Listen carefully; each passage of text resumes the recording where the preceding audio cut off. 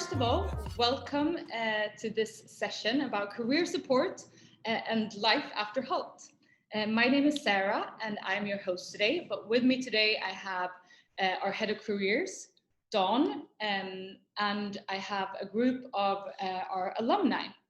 So say hi, everyone. So before we're going to get started and discussing all things about career support, finding that first job, and building your career, our Dawn, who's our head of careers, as I said, she will give you an overview of how the career team works with supporting students while they're at Hult.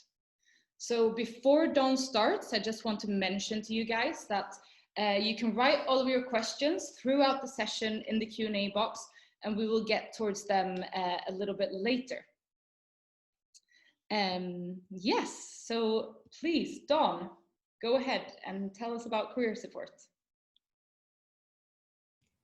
Great, thank you for the introduction, Sarah, and hello everyone. Good morning, good afternoon, good evening, wherever it is in the world you're joining us from today. Thank you for taking the time out of your day to spend with us and learn a little bit more about why career development is so different at Hult, and also get to meet a few of our awesome alums who I'm happy to say I've had the pleasure to work with all three of them during their time at Hult Undergrad, and learn a little bit more about how this unique program can help you find your career, not just a job, but a career. So first off, I want to introduce myself. As mentioned, my name is Dawn, and I'm the head of careers for Hult's London campuses, both undergrad and postgrad, as well as our Dubai campus.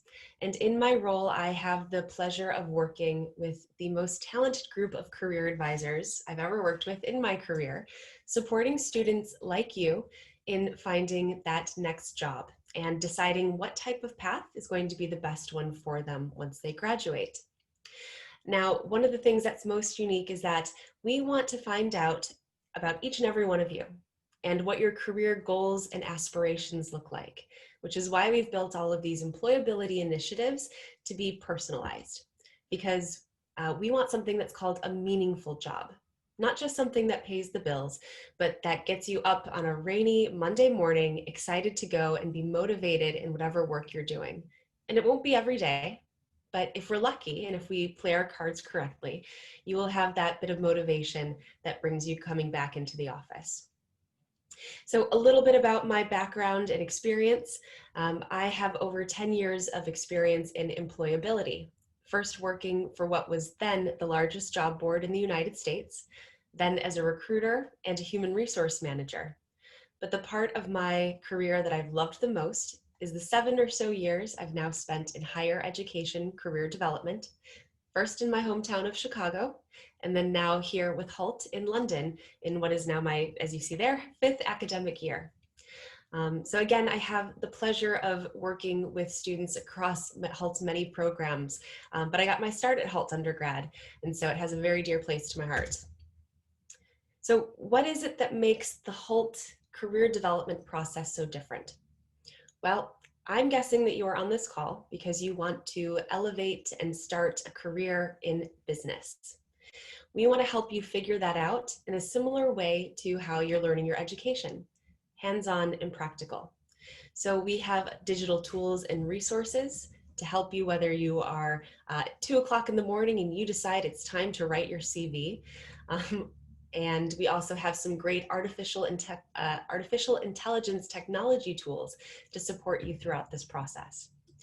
We also have our in-house group of experts, meaning your career advisors, who all like me come from a practical recruitment background and want to bring that experience and that knowledge specifically to the students. So they'll put on some skills workshops and also pop into your classes to guest lecture on certain topics. But the core of what we do and what we love most is one-on-one advisory. Because each of you is different and unique, there's not a one-size-fits-all process to career development. So you have the opportunity to sit with a career advisor one-on-one and gain their insights and experience specifically to you and your goals. And also, we have a big emphasis on networking, as I'm sure our panelists will tell you in a little bit. 70 to 80% of jobs are never posted online. They're found through networking. And so we've built an ecosystem and process that celebrates this. To go a little bit more in depth on our career development methodology, I'd like to introduce you to the roadmap. ROAD stands for reflect, observe, accelerate, and drive. Now again, each of you will have a different path on the roadmap, and that is where your career development advisor comes into play to support you in this process, but it's ultimately up to you to be the driver. So this process will help build out some milestones throughout your years at Hult to ensure that you're on track for success when graduation rolls around. So the first thing we want to do is get to know yourself better. What skills do you not only excel in, but you enjoy using? It's a really good indicator of that meaningful career, something that will motivate you. So we're going to take a look at self-awareness. We've even partnered with a class called Exploring Self and Society that you'll take in your first year to help you better understand what makes you tick. Once you have an idea of what motivates you and what would be the best fit, we're going to start observing the market. We have a talented in-house corporate relations team who go out and make connections across various industries and sectors and geographies globally to ensure that our students have a firsthand understanding of different types of job paths and if they'll be a good fit. We'll then move on to accelerate, which is where you really partner with your career development advisor. We help you build a strategic plan when you're looking for an internship or a job so that you're not just working hard, but working smart. This also includes a targeted, persuasive resume or CV, building a strong professional brand on LinkedIn and other online portals, and making sure that your communications to your network and to recruiters is making you in the best light. And finally, drive. It's time to go to the market. It's time to find that internship, that job, that graduate program. And again, as former recruiters, we're able to help you in this process by doing mock interviews and giving you a structure and feedback on how to really wow an interview. Also, offer negotiations. As a former HR manager, I'm always happy to look at offer letters and make sure that you're being paid what you should. And also encourage and support you in your internship hunt, because there's no better way to learn if a certain role is best for you than test driving it in an internship. As a Hult student, you'll have the opportunity to do 3 internships for academic credit. So you'll have plenty of opportunity to do and understand all of these different nuances within different job markets. And again, we have digital resources, workshops, industry speakers who will come to campus to share their insights, and also our robust alumni relations program, which I'll talk about in just a minute. So how does all this plan work out for us? Well, I'm guessing you've already seen the lovely brochure that our marketing team has put together.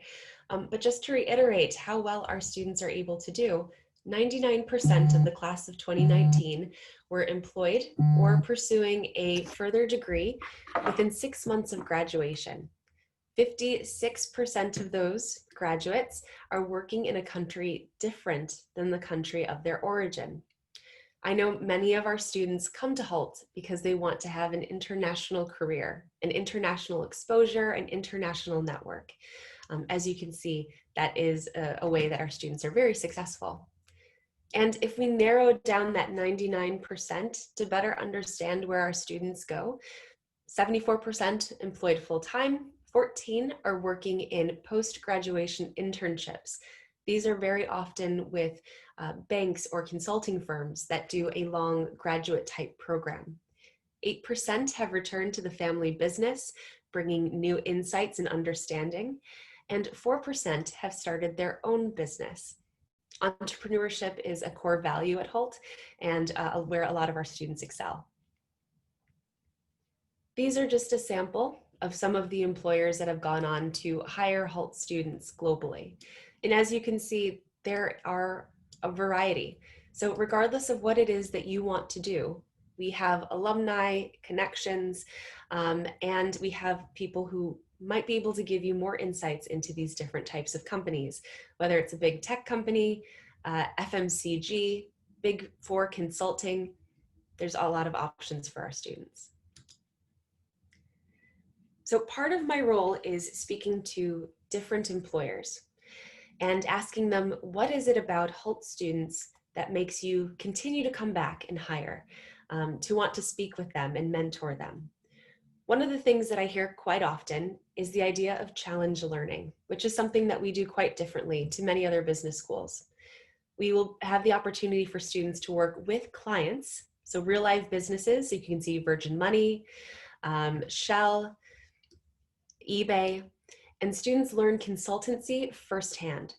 And because they're not learning strictly from a book, but from experience, they can collaborate in groups of international teams, and they understand deadlines and being client-centric.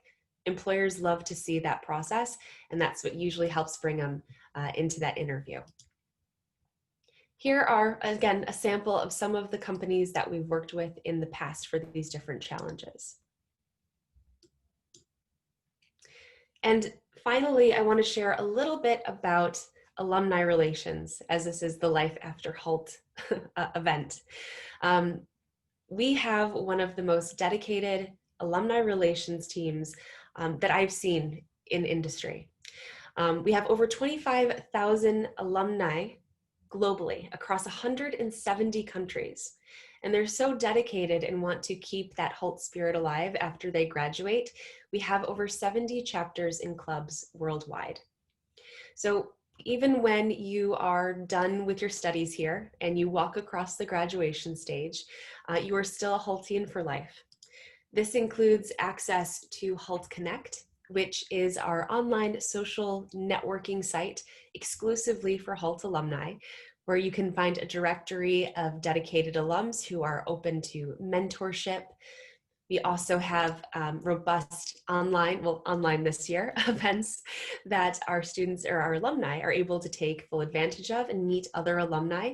In a normal year, there's often a monthly alumni chapter outing where everyone can see each other and reminisce about their time at Hult.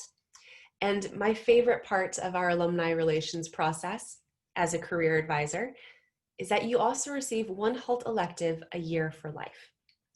So in the summers, you have the option to come back and take a class, whether in the classroom or remotely, and continue to skill up so you stay in demand for the job market, and also revisit a little bit of that international atmosphere that you had as a student. And with that, I'm going to pass back to Sarah. I'm going to stop share. And our lovely panel of alums. Thank you so much. Thank you, Dawn. Yes, welcome all of our alums. And thank you so much, Dawn, for your presentation. I hope this gives everyone at home a small glimpse into how Dawn's team would work with you guys if you start at Hult, or a small glimpse into the experience you would have. And now let's move on to the people that have already lived this experience, our alumni panel.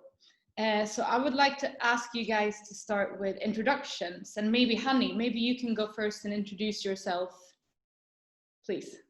Yeah, of course. Hi, everyone. It's so nice to virtually e-meet all of you through the chat. Hopefully we'll get to have a proper conversation once we get to the Q&A. So my name's Hani Samara. I am Ethiopian. This is where I grew up. And as for me, so I was always exposed to kind of blatant poverty from a very young age, which fueled my passion for social impact and economic development. So until recently, I was the co-founder of a social enterprise called MPOV that was coined Uber for Farmers by the Prime Minister of Denmark, and was a top 10 finalist through the Hult Prize competition, which was obviously, I don't know if you guys already know about it or not, but it's a $1 million competition. So right now I'm focused on consulting. So I'm a strategy consultant for HP in Dubai and in Ethiopia, as well as the head of strategy for a hotel in Ethiopia called Suites at the Grand Palace, that will be opening up very soon. So that's kind of like the elevator pitch in career speak, I guess, for me. And then I'll give it to the other panelists. Just, but it's really before we move on, Oh. when did you graduate? Just so everyone. Oh, right, of course. So I did my undergrad in London, graduated in 2019, August 2019. And then I did my master's in Dubai, the Hult in Dubai, and I graduated 2 months ago for my master's. Congratulations. Thank you. Okay. Chester, do you want to go next? Yeah, sure. Hey, everyone. My name is Chester. I am Singaporean, but I'm living here in London now. So I started with Hult on the undergraduate program in 2015 and graduated in 2017, where I started the master's in the London campus as well. And then I graduated from the London postgrad program in 2018, where I also rotated to Shanghai and to San Francisco. So now, right after that, joined Revolut, one of the big fintechs or digital banks, and I'm responsible for expanding the company into new markets. Yep. Thank you. Yen? Hi, everyone. Nice to virtually meet. My name is Yen. I went to Hult between 2014 and 2016. I did my undergrad there in the London undergrad campus. I majored in finance and management. And right after graduation, I did not do my master's. I started working at Bloomberg in London.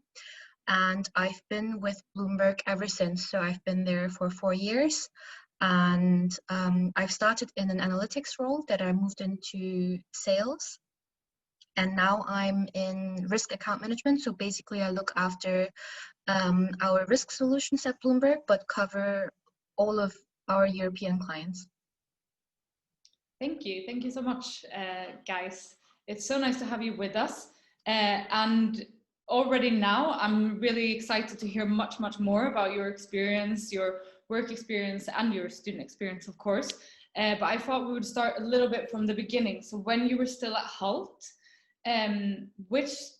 so Don has given us a presentation now, briefly what the career team do. Which type of career support did you kind of work with the career team on? Chester, do you want to start? Yeah, sure. I think like there are 2 parts, or well, 3 actually. So the first one would be the CV sort of consultation service. I think that started from week 1, or actually right after you get your acceptance package. The CV help begins already, so that once you start on campus, you can start booking your consultation services with the career services advisors. So I used that a lot and learned a lot about how to format your CVs, how to make it relevant for various potential employers, and then so that was first one. The second one was the interviewing preparation. So I learned a lot about how to prepare for various interviews, how to structure your answers to different questions, especially that STAR method. So that's sort of stuck with me till now as well. I remember Dawn giving that teaching session on the STAR method. So that was quite cool, and we use it till now. So I brought it to the company here as well. And the third one was when they organize career connections forums, where employers come in and you get to network and just expand, explore the horizons from there. Cool. So you kind of started already immediately when you started studying at Hult. Yeah. And there was time for it as well. It's not like there was you were stretched for time, and you could do it at in between classes. So that was very flexible on the career services part. Okay, cool. Hani, what kind of career support did you take part in, and what worked for you the best? So I think when I first got to Hult, so when I was doing my undergrad first year, I didn't really understand the value of the careers team. So I didn't do anything the first year, didn't go for any of the sessions. And looking back, it's not that I regret it, but I only realized the value once I did start going to it. Started with the one-on-one sessions because I just needed help trying to figure out what to do. But then afterwards, honestly, I pretty much lived there. So definitely the one-on-one sessions. Obviously, Chester already spoke about the CV. I still, to this day, use the same format and help other people out through all the tips and tricks. Like it's not just Hult. It goes generally for all sectors. The CV work is amazing. And then I think for me, what stuck out the most was the networking. So the networking events, but also how to approach them. Right now I'm like speaking, fine, and I have no problem talking to different people, meeting new people. But I used to be really anxious, so I didn't know how to do that, and I didn't know the value. But every opportunity that I've gotten has been from networking. So these were the aspects that I think with the careers team. Cool, nice. Thank you for sharing. Yen, what did you utilize from the careers team support? I think exactly the same thing that the others mentioned as well. I think what stuck out for me most was definitely Peter and Eli. I don't think they're with us anymore, right, Don? Yeah, they're not. But I think, unfortunately, you can't be on campus at the moment. But when I was on campus in London, because it's not such a big campus and it's like almost like a family, and when you're always there with your friends, you also always see the career services people being present, so you naturally get into conversations with them, so you have the access that you wouldn't normally have in bigger universities, and it's always great to catch up with them and then get reminded that you actually have to prepare your CV or prepare for this interview. And I think for me that was very useful. And it was both of them, Peter and Eli, that actually drilled me for my interviews to get into Bloomberg. For me, that was the most useful. Definitely also CV, that was useful anyway, but I think it was the drilling for the interviews, because they really put me on the spot and they really put me in uncomfortable situations, but it's required for you to really prepare yourself for the real world out there, because they will have the experience of knowing what kind of questions you will most likely get asked, and how best you can prepare yourself. And that's the best help that you could get from the career services team. I also took part in networking events, and I myself also am very shy, so I love at the same time I love putting myself on the spot, putting myself into uncomfortable situations on purpose, so that I just don't have any other choice than meeting people, getting to know their story, and who knows, maybe you'll just end up connecting on LinkedIn and meeting a couple of years after, and then catching up and actually becoming good friends, or even meet for a coffee and talk about your career and just talk about things. And that could be very useful. So yeah, it would definitely be Eli and Peter for me. The amazing team. Yeah. Yeah, they're no longer with us, but we have so many amazing, Dawn has such an amazing team still on campus. And actually, campus is open. Oh, in the then UK, that's fantastic. Universities are allowed to stay open.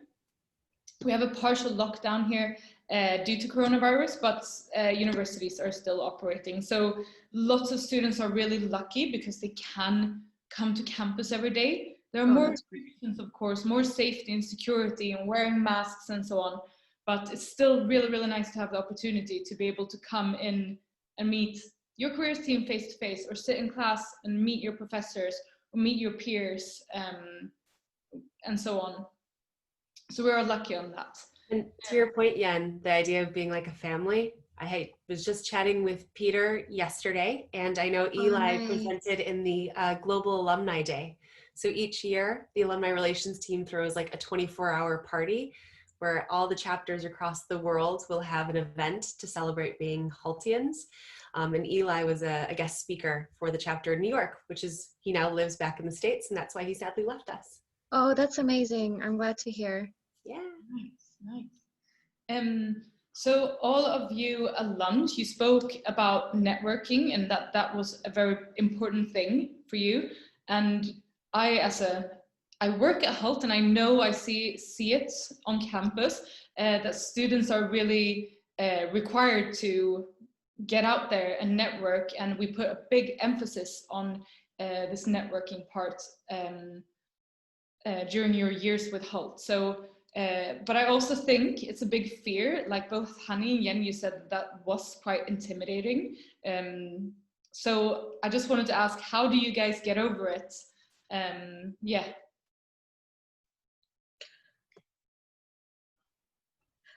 If I can start, I think I always went with my friends. So I think that helped. I mean, obviously you shouldn't get stuck with your friends while you're at these events, but I think going with someone that you're comfortable with, who will encourage you to put yourself out there and speak with companies or speak with other people. Doesn't even have to be companies, can just be other people that are at the same event.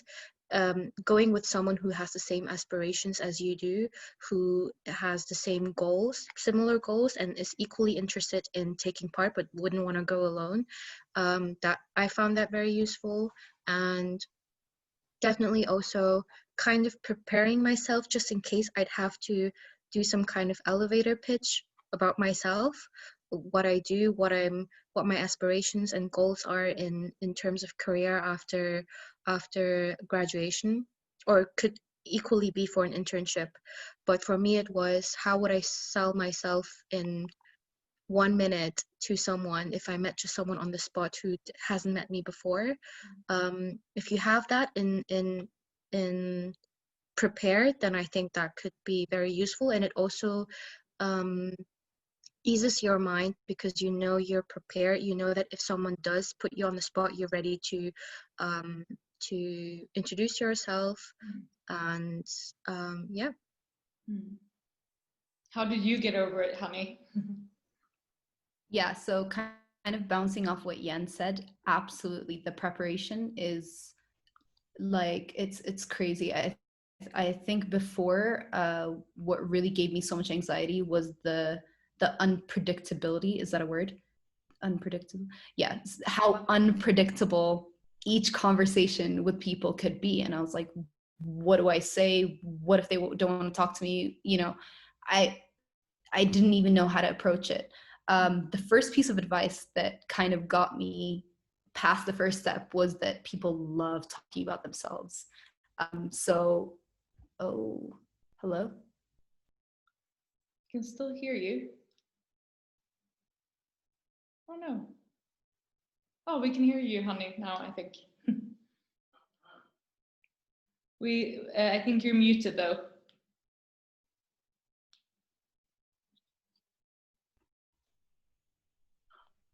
You guys hear me? Yes. Okay, perfect. Sorry, you guys are all stuck on my screen, so I didn't know if you could hear me or not. But I'll just continue. I'm assuming that you can. Mm-hmm. Okay, perfect.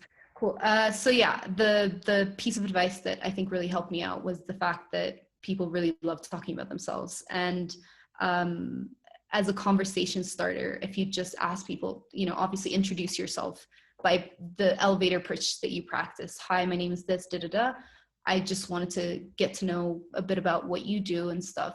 And then as they're speaking, bounce off of what they're saying, like really be interested instead of just trying to find a way for you to, you know, take advantage of what they're saying. You have to actually listen to what they're saying and take an interest, and then keep asking them about it, so that once you really do find that interest and you connect with that person, it doesn't matter whether they can add value to your life or they can't. The fact that you have the person in your network means that potentially they could introduce you to somebody else that could be, you know, that could help get you closer to your own goal. So on that point, it's never dismiss the value of somebody that you could network with. For me, I would have a conversation with pretty much anyone that is starting their first year at Hult, or anyone that's, you know, been the VP of a company. Like, it's the exact same type of treatment either ways. So think of it like that. And then I think the last piece of advice is imagine if they were kind of excited to speak to you. So somebody that you wouldn't feel kind of scared to speak to, whether that's a smaller kid or whoever it may be, like a family member, right? They're just speaking to you. So if you take it really lightly and not as something that has pressure associated with it, that's what I do every time. I'm just like, relax. You know, this is the president of this country, but they're not. You know, they're really just somebody that you can meet in class. So just like make it a little bit lower for your own anxiety. I think that's what's really helped me personally. That helped. And Chester, am I right in saying that you're obviously now at Revolut? Am I right in saying that you met people from Revolut beforehand through networking, or am I not? Yeah, you're actually right. So I got into this whole digital banking space when I was writing a report on entrepreneurship. So I found out about digital banking companies, fintechs, and then fast forward to, when I was in, I think last year of undergrad or postgrad, well, same university anyway. Like what Yen and Hani were talking about, right? Just push yourselves to go for networking events, not just at Hult, but like in the city that your campus is in. There's lots of networking events organized by, let's say, General Assembly or by other companies or by other events like Google and stuff like that. So most of them are free registration as well. It depends on the topic as well, right? So I went to one which was talking about digital banking, and they had a panel of representatives from Revolut, like the head of, I think, expansion for Revolut, head of expansion for N26, Lloyd's Bank, and stuff like that. So I just went there to listen in, see what they had to say. And then towards the, after the event, there's of course the networking part, where you just walk around, mingle, and have a drink with the panelists. So I just went straight up to the Revolut person and said that if you needed anyone to launch in the company in Singapore, let me know.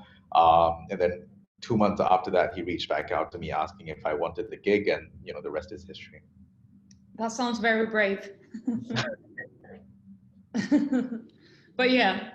A great example of what could happen, actually. So moving on a little bit from networking, another very big aspect of the Hult program is challenge learning and kind of practicing what you learn with companies and so on. So I wanted to ask if you guys did any challenges with companies when you were students. Chester, why don't you start with this one? Yeah, sure. So I think relating back to the digital banking part, one of the projects that, or the challenges that came in when I was doing corporate entrepreneurship was Virgin Money.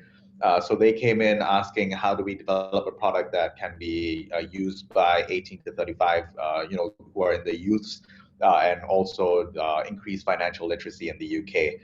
For children as well. So, we pitched to Virgin Money, with some of the teams in the class, and we ended up being finalists, and we ended up consulting for Virgin Money even after the class ended as well. So that was kind of cool. And there are other challenges or opportunities like the Hult Business Challenge, where the career services team brings in companies for the whole graduating class to choose to work with, and that's the companies vary across different programs and for different campuses as well. For my graduating class, we got Amazon. We were asked to think about a value proposition for the new Amazon Launchpad, which is a small and medium enterprise website for India and for China. So that was kind of cool. I know some other campuses like Dubai got Ferrari or L'Oreal, so that was kind of cool. Cool, thanks. Did Jen or Hani, did you guys participate in Hult Business Challenge or in other challenges? I participated in the Hult Impact Challenge. Is that the same thing, Don? Yeah, it is. Okay, maybe it got renamed. It's probably the same. I worked with probably the same thing that you did, Chester, with your company. With mine, it was UBS. That's actually one of the reasons why I got interested in working in banking or financial services. It was a group project. We were tasked to come up with a strategy to kind of restructure UBS wealth management, investment banking, and asset management arm. It's very, they do, I guess in this case it was on purpose that they give a broad subject, and it's then up to your interpretation what kind of strategy you'd like to come up with. And we had to also deliver a prototype. It was very interesting, and that's where I got my first exposure into banking and financial services. After that, I went to visit Bloomberg with my finance class. So our finance professor took us, and that's when I fell in love with Bloomberg, and that's how I applied for Bloomberg. Thank you. Hanni, please. Yeah, so mine's a little different. It wasn't specifically with the company, but like I said before, I did the Hult Prize. Now, with that, it's a bit different in that it's not a short period of time that you work on this challenge. It's pretty much a whole year that we started off and launched an actual business. So when I say we, it was me and two other of my co-founders that I actually found at Hult as well. So with the Hult Prize, you have to do it with 2 or 3 other people from your own campus. I don't know if you guys have started the process already or not, but that was the case with us. So I found 2 of the most amazing people that to this day, this was how many years ago that I started? About 3 years ago or 4 years ago now? God, I'm old. Okay, yeah. But yeah, so I started this with during my undergrad year, did it for about a year. The challenge itself, where I co-founded a startup called MPOV, where we leveraged kind of mobile for development to help farmers in sub-Saharan Africa to access transportation. Now, this was our final idea. We went from, pretty much 20 different ideas back and forth, different competition stages. We won a lot, we lost a lot, didn't sleep for about a year. There was a lot of things that went right and went wrong, but the entire year that I did this competition or this challenge, every single step of the way, seriously, like the amount of growth that and exposure that this challenge specifically had given me is uncomparable to anything else. Incomparable. My words are a little iffy. It's the end of the day here. But if you guys want to know more in detail about what I did with the Hult Prize, I can go into that a bit later. But that's kind of the challenge that dominated my Hult experience, and is still to this day in my life. And Hanni, Jen mentioned something that she said when she realized, but I just wanted to bring up back again because I think it's quite important, and a lot of people that are listening might be unsure about this thing themselves. That while you're working with these different challenges, while you just started a university experience, did you guys know what you wanted to do, or like did you have a goal of where you wanted to end up, or how do you come up with that? Because I think a lot of people, they might be interested in entrepreneurship or in Hult and business in different ways, but they don't know what they're going to do in the future. So how did you figure that out, Hanni? So just jumping on this straight away, this was one of the biggest struggles that I went through during undergrad, was figuring out what the hell I wanted to do. I knew I liked a couple of different things, but I didn't want to settle. And for me, it was really this, pretty much taking up the opportunities to try out different things. So I know the Hult Prize dominated my experience, but I did other stuff like, little mini challenges in a finance class or whatever, ruling out stuff that I absolutely hated as well.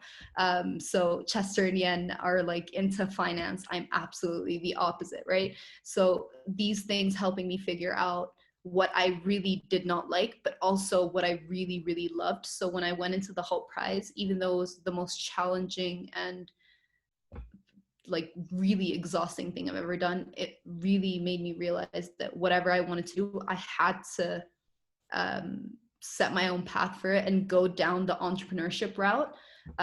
instead of pretty much what I'm doing right now halfway, which is consulting, right? So when exploring the opportunities that are presented with these challenges, or speaking with the careers team, that's when I started realizing, okay, these are the things that I really don't like. These are the things that I think I like. So it's not necessarily what job I'm looking for. And I think this is personally my opinion, but I don't think you guys should ever seek to be one specific position, but look at like what career goals you have in your life, what really does make you happy. For me, that's starting my own things, pretty much what entrepreneurship is, but things that have impact. And the only reason I was able to find this out was when I did the Hult Prize. And there are certain things that I even did not like when doing the Hult Prize that I was like, okay, for my future, whatever business that I start, I would want to do this, wouldn't want to do this. But I did realize then that I wanted to do, like, pretty much start my own business. So it's through those experiences. So pretty much jump into opportunities is my piece of advice. Cool. Thank you. I think that helps people at home a bit. Chester, did you know what you wanted to do when you started your journey, your university journey? Yeah, no, I didn't actually. So I actually thought I'd go into, consulting or joining, one of the, traditional pathways. So I did know that I wanted to go into entrepreneurship though, or join a startup, and then from there I just, worked with career services and the professors during class, to help narrow down what areas of entrepreneurship or what kind of startups to work with, to work at. So that's how I ended up working in, so more disruptive innovation startups, right? Yeah.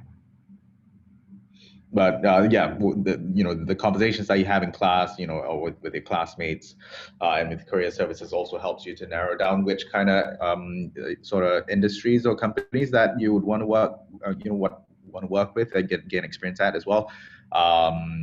But I like what Hani said, the process of elimination also helps to, narrow down that short list of areas that you see yourselves in. Yeah, I knew that I didn't want to do accounting, for example, or the traditional finance or like corporate finance and stuff like that. At least, so I ruled all those parts out. Yeah. Okay, that's also good to rule things out. So I think moving on a little bit to where we are more towards where you guys are today, because you have all graduated, one or recently or a few years ago. So maybe you guys wanted to tell us about landing that first job. What was that like? Chester, you already told us about that. It was actually through networking. And how did you prepare for this? Did they just ask you, do you want to start working with us, or did you have to go through a process, and how was that? Yeah, good question. So like the networking part, there's lots of preparation at Hult because, there's careers connections forum. You also have your one-on-one consultations on, like what Hani mentioned, right? The tips on how to just, approach someone, especially when there's a certain angle to it. So, that networking aspect is settled. But then right after that, there are some formalities of, like, let's say, administration with the HR people and the interview and screening process. Which helped, which is why I mentioned in the very beginning that the interview preparations with career services also help, right? So you can frame or position yourself in a way that that they know that this is you are the right candidate to be offering the job to. So that was all helpful, and the knowledge of what kind of steps were involved, like the CV screening, your first interview, potential home assessment, or even an assessment center, which a lot of companies do as well. I think for assessment centers, we do have a tool. I can't remember what it's called, but there's lots of online tests which you can use to prepare for yourselves before going to assessment centers. I know Bloomberg has one, Amazon has one, all these electronic tests that they test on your ability and cultural fit as well. So those were incredibly helpful, especially, not just for the company that I'm working at or getting the job at the company, but also just coming up with sort of insurance policies with other companies and applying for others as well. Yeah. Yen, what was your process like landing your job at Bloomberg? I actually prepared after that trip to the Bloomberg office that I did with my class.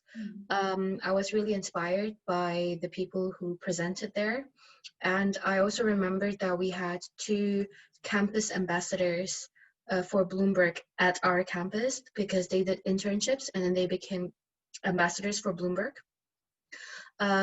They are also with Bloomberg now, and I caught up with them. I asked a lot of questions if they're going to try to find out most about the company that I just couldn't find out simply by looking at the website of the company. It was very early on. I started applying in January for a position in September. I just did it to be safe. So I started then.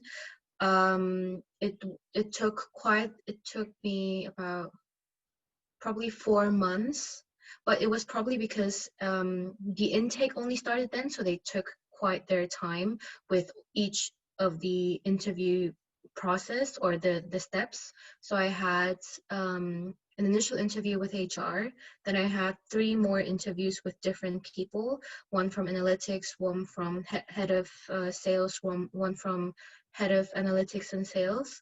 So I had quite a few, and I agree with what Chester said. They now do have online tests before you start with the actual interviews. But yeah, if you're ever interested in applying for Bloomberg, I guess I could help you out, because I've helped quite a few people because they also do a personality test. So I think I could give you a lot of insights from that front. I know what some of my friends did was to kind of do these online tests with some of their not so favorite companies on their list. So they did these tests online to kind of prepare themselves.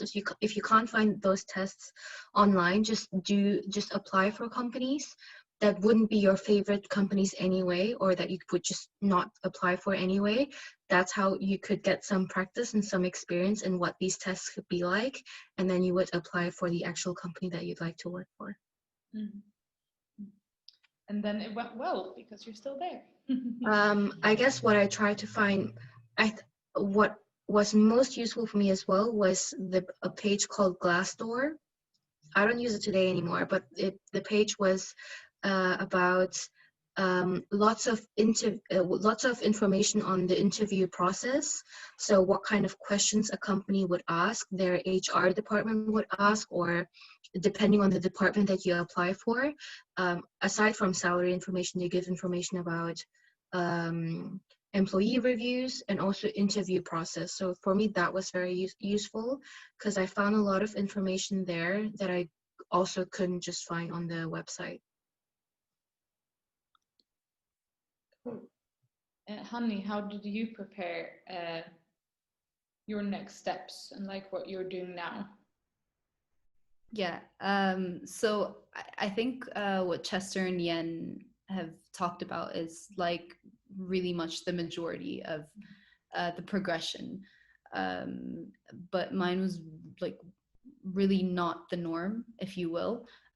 So as I told you guys, most of it was focused on the startup world with MPOV and the Hult Prize. But while I was doing that, I also had to juggle, my last year of uni when I was doing undergrad then, which doesn't really work when you're doing a startup, because you have to be pretty much on the ground, fully focused. There was a point where we were like, me and my teammates were like, should we drop out of uni? Like it really got that bad. But in the end, obviously I had to stay and then finish up. While we were doing that, our project was a bit delayed. There were also ethnic tensions where we were working, just to give you guys a bit of context. And obviously right after I had received the master's scholarship. So I don't know if you guys know this, but Hult gives out 5 scholarships for students to do a 1 year's master's course from around the world. So I just received that. So I had to make the decision of, okay, am I going to give up this opportunity to do my master's, or go back to Ethiopia and pretty much work on the startup, or pretty much take up this opportunity. In the end, I decided to take up the opportunity only because I realized that, you know, the startup world I could do moving on from there. I just wanted to do my master's first.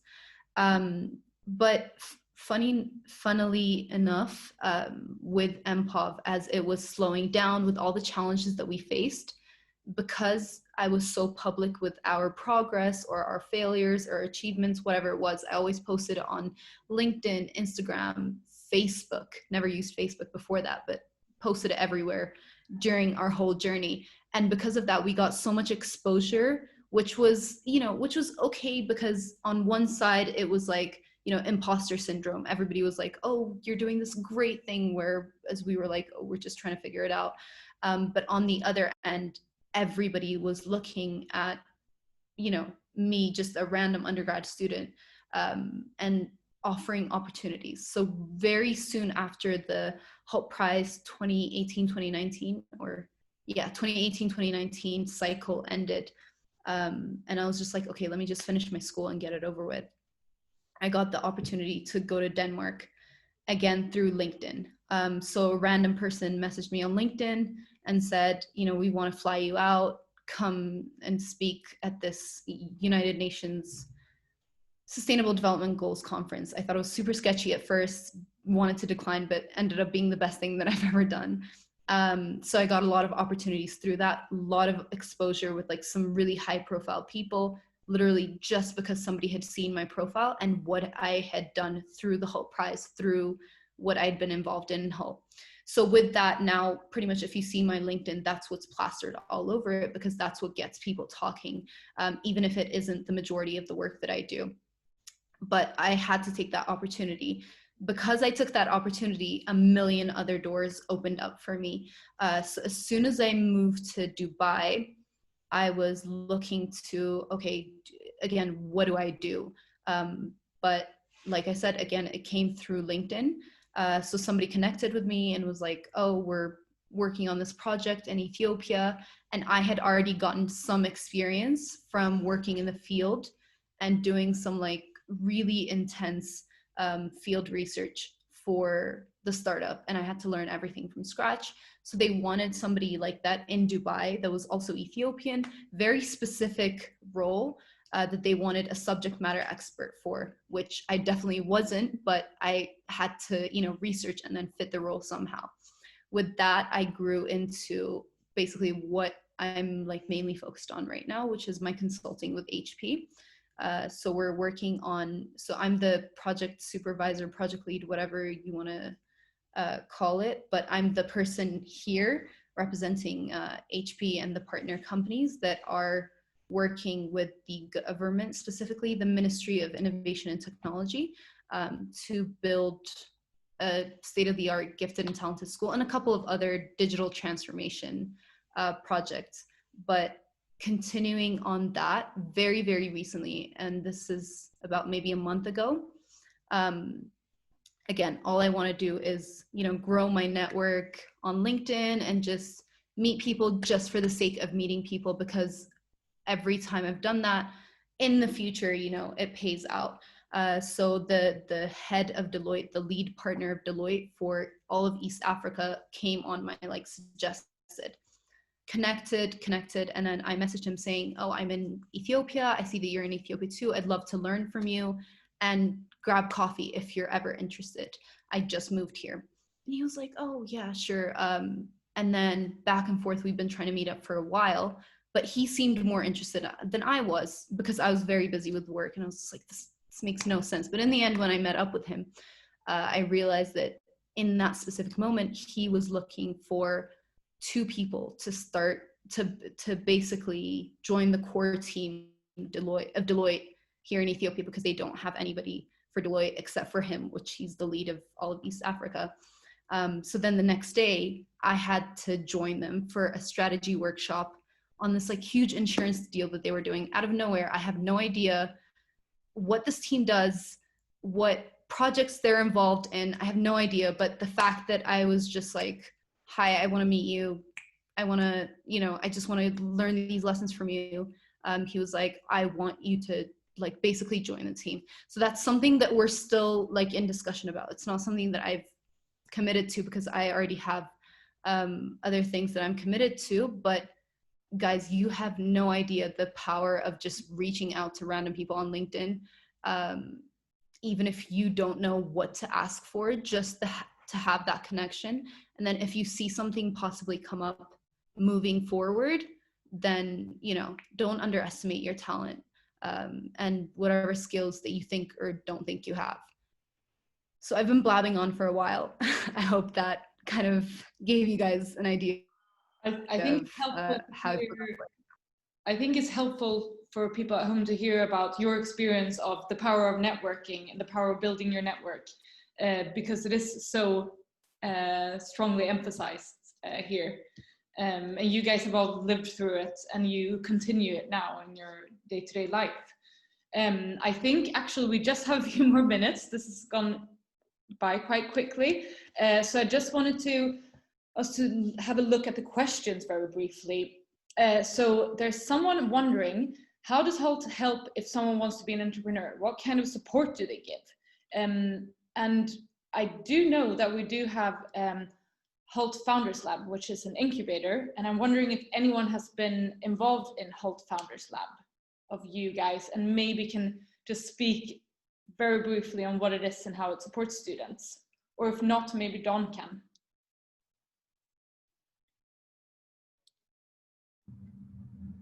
Hanny, were you in the Hult Founders Lab? Yeah, I was actually waiting for you to just No, you can go. You can go.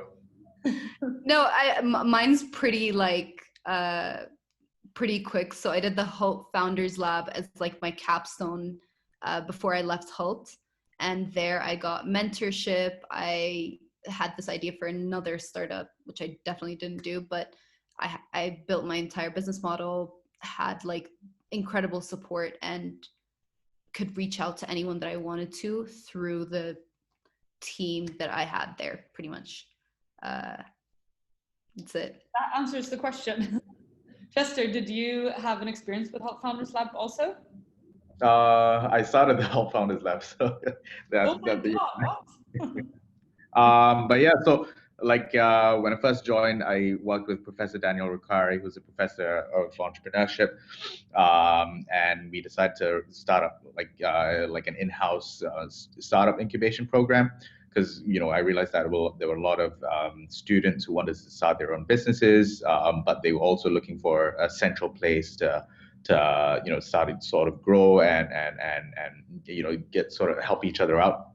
So we started this in 2016. So I think it's still running as well in the London campus. Yeah, so and it's part of the curriculum now as well, which I've heard, and that's kind of cool. So what we do is that we take the cohort out to conferences and events. We even went to Paris and to St. Gallen in Switzerland for entrepreneurship conferences.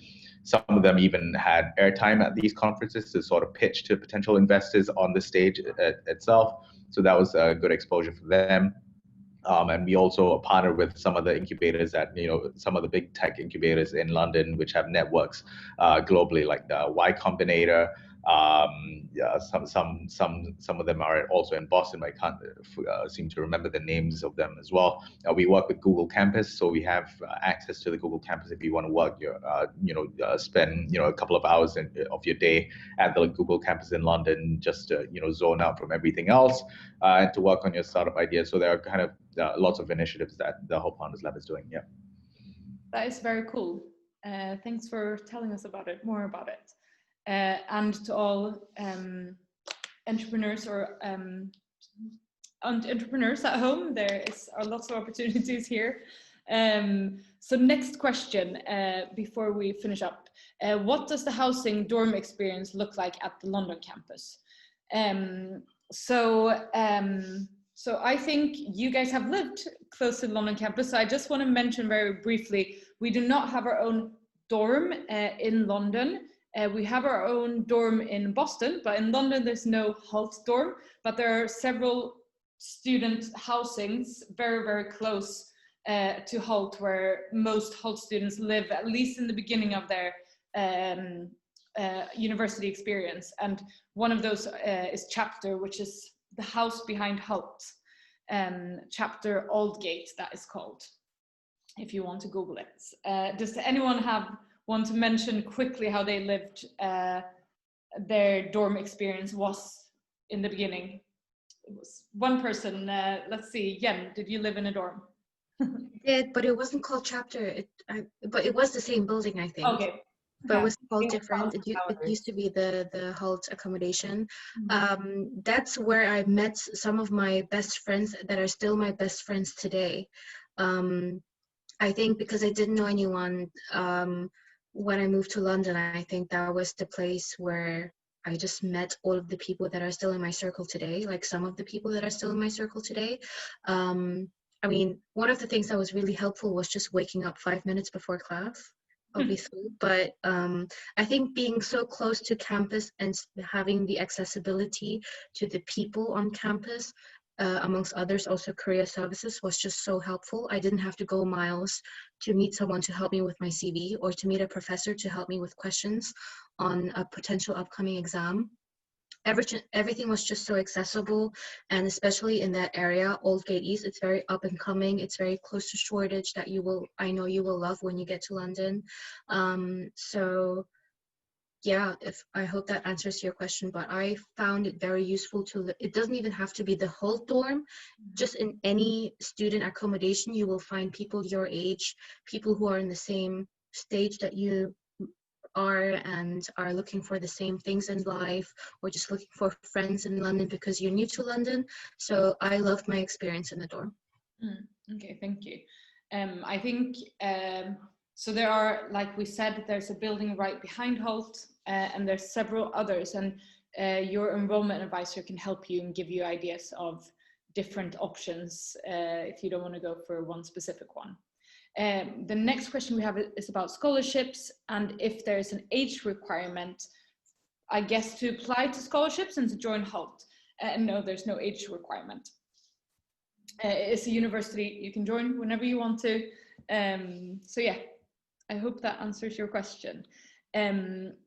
We do actually not have any more questions. I just have a last question to our alumni panel. And that is basically if you have any tips to someone just about to start their Hult journey. I guess I would say be yourself, do what makes you happy. It's your time to shine. Don't only focus on finding a job right away. I think when I went to Hult, I spent a couple of months on finding a job, but I spent the rest of my time at Hult building some of the closest friends that I have today, and enjoying the time as much as I could, just because as soon as you get a job, you will have different worries. You will not have the freedom, let's say, when you're at uni. So, but also definitely do make use of the resources that you have, and that includes go to networking events, go meet career services. I did that, and it helped me so much in getting the job that I have today, and that would be my advice. Thank you. Chester, do you have any advice? Yeah, I think for me is just to say that it's okay not to have it figured out on day one. I think you've got a couple of years at Hult to work with yourself, discover yourself, and also work with the relevant professors, the deans, the career services and student services, to sort of find where your path may lead, right? Finding what kind of things you like to do, what sort of matches with your skill sets, and if you want to do something that you don't have necessarily have the skills to do, how you can bridge that gap. So I like what I said, I think it's okay not to have it figured out, which is why Hult provides all these resources, but don't leave it to the last minute as well. Honey? Yeah, I agree with what both Chester and Jan have said. I think one thing, maybe last thing to add, would be to get involved and not let other people's experiences or kind of what they're doing define what you want to do. So when I first came to Hult, I think I was, and I think this happens to everybody, I cared too much about what people thought of clubs were cooler, and I didn't know this, and this was happening subconsciously. But I think after the second year, I was like, I really do not care. And that's when I started really, really loving my experience with Hult. If you don't get involved, you're wasting your time. Because with Hult, it's not like there's a huge campus that you can, the experience is really in what is presented to you in the form of clubs, these challenges, and really the career's entire, sessions, forums, whatever it is. So try and try and involve yourself in pretty much anything. I did a lot of MUN, rugby, stuff that you might think you could hate or not. Do you get what I mean? Like just try it all out. You could discover a lot about yourself. Have fun. And yeah, just enjoy your experience. Don't take it for granted. It'll be over soon. Yeah, that is true. So thank you. We have run over a little bit even. Time just flew by. Thank you so much, Chester, Hani, Jen, and Dawn. Thank you so much for participating also. I hope this has been helpful to people at home and people thinking about coming to Hult or even knowing already that they're coming to Hult. We hope to see you guys soon online or on campus again. So have a good night or day or morning wherever you are in the world. Thank you. Bye. Thank you.